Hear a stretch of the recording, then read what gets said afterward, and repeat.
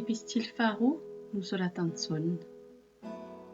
Izao no olona mamangy ny tompoko vavy voafidy sy ny zanany, izay tiako amin'ny fahamarinana, noho ny fahamarinana izay mitoetra atao anatintsika sady ho ato amintsika mandrakizay. Ho amintsika ny fahasoavana sy ny famindrapo ary ny fiadanana avy amin'Andriamanitra iray sy Jesosy Kristy, Zanaky ny iray, amin'ny fahamarinana sy ny fitiavana. Faly indrindra aho, satria misitako ny zanakao sasany mandeha amin'ny fahamarinana araka ny nandraisantsika didy tamin'iray.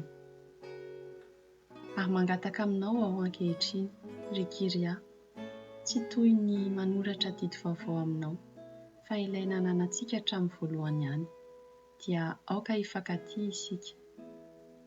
Ary izao no fitiavana, dia ny andehanantsika araka ny didiny.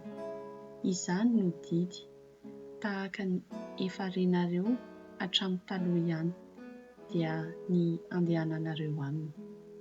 Fa maro ny mpamitaka efa lasa any amin'izao tontolo izao, dia ireny tsy manaiky fa efa tonga tamin'ny nofo Jesosy Kristy.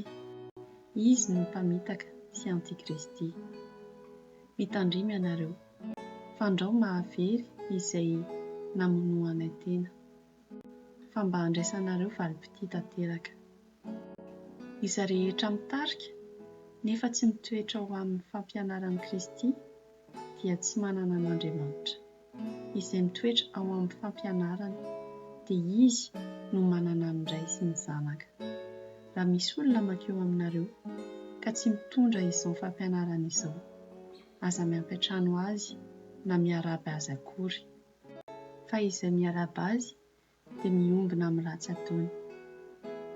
Manana zavatra maro soratana aminareo aho, nefa tsy tiako atao amin'ny taratasy sy ny ranomainty izany, fa manantena ho tonga aty aminareo aho, ka hiteny mifanatrika, mba ho tanteraka ny fifalianareo. Ny zanaky ny rahavavinao voafidy manao velomanao.